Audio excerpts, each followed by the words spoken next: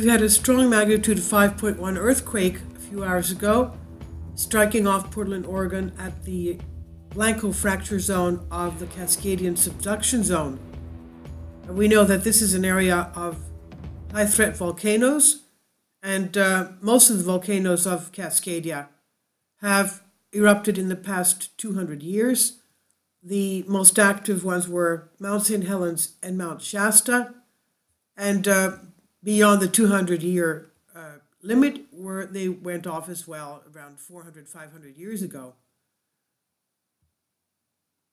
Now, the Blanco fracture zone is the area where this took place.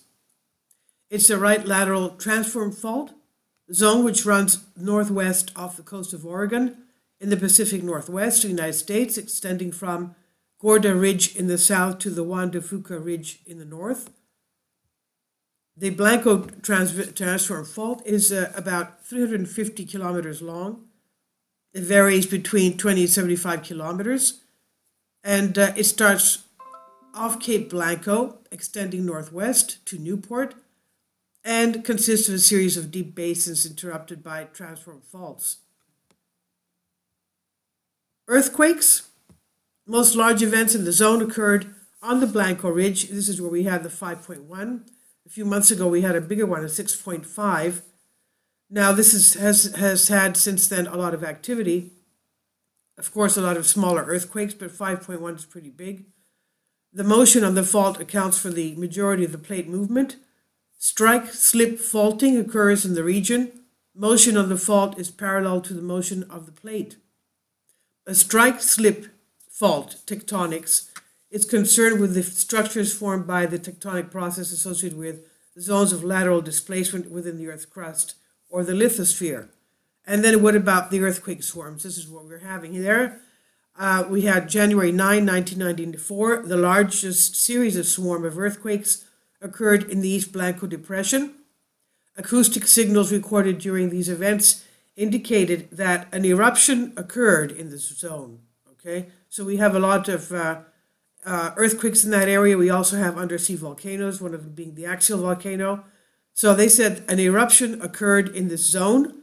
Further investigation revealed an active hydrothermal vent, the first of its kind to be discovered in a transform fault zone.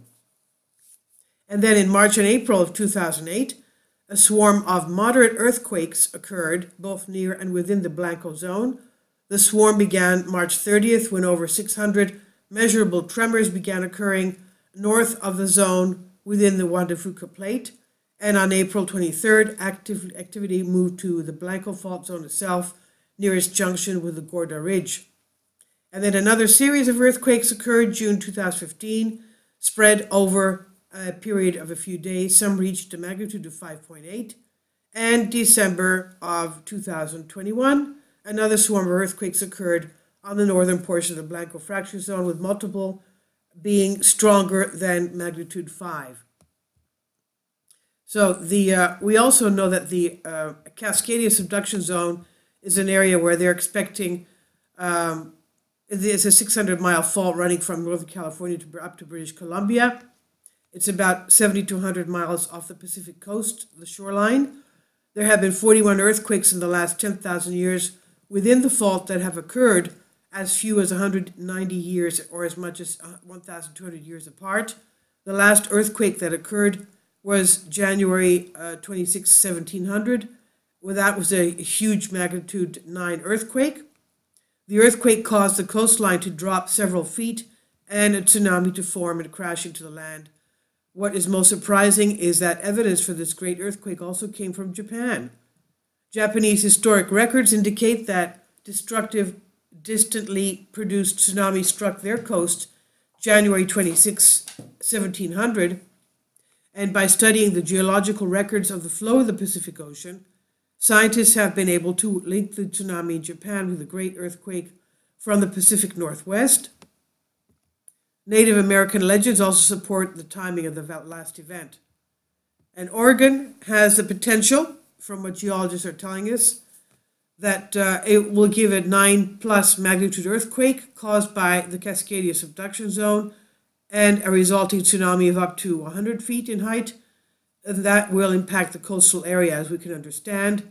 There is an estimated 2 to 4 minutes of shaking or rolling that will be felt along the coastline, with the strength and intensity decreasing the further inland you go. The Cascadia subduction zone has not produced an earthquake since 1700 that big, and is building up pressure, according to geologists. This is according to Oregon.gov. It is building up pressure where the Juan de Fuca plate is subsiding under the North American plate. Currently, scientists are predicting that there is about a 37% chance that a megathrust of 7.1 magnitude earthquake in this fault zone will occur in the next 50 years. This event will be felt throughout the Pacific Northwest, obviously. Now, with the current preparedness level of Oregon, they say they can anticipate being without services and assistance for at least 2 weeks, if not longer. Can you imagine not having water or services for 2 weeks, if not longer, when the Cascadia subduction zone earthquake occurs? While this will be difficult to overcome, they said our citizens, businesses, schools, government, and communities as a whole can take steps to get prepared and take action by actively planning and preparing yourself and your community to be ready for 2 weeks for such a disaster. This is according to Oregon.gov. So there is a lot of activity, and from what they're telling us, they are preparing for what could be taking place there. I'll leave links below for you for this. And all of you there, please be very wary, alert, and careful. Here I'm sitting in Athens, Greece. I had a 4.3 last night, and it didn't go up or down. It went sideways. Really bad. It's as if you're docking with a ship towards the port, and the ship bumps into the pier. That's what it felt like. No noise, but it was just terrible. Earthquakes, of course, are terrible. So this is the location of it, as you can see. The Blanco fracture zone right there in the middle of the map, around 9 o'clock position. And all the high threat volcanoes there above California are reaching up to British Columbia as well. And we have a lot of methane volcanoes, off-sea submerged volcanoes there as well, and the axial volcano as well. And underwater eruptions had caused some of these bigger earthquakes that had been felt recently. So please be careful, leave your comments, and thank you for your support. Finally, support my Patreon account. The daily posts are 5 videos daily, and they are totally different from what I have on my YouTube channel. Thank you so much for your support, and that you find all my content so interesting. You'll find the Patreon account details in the description box below.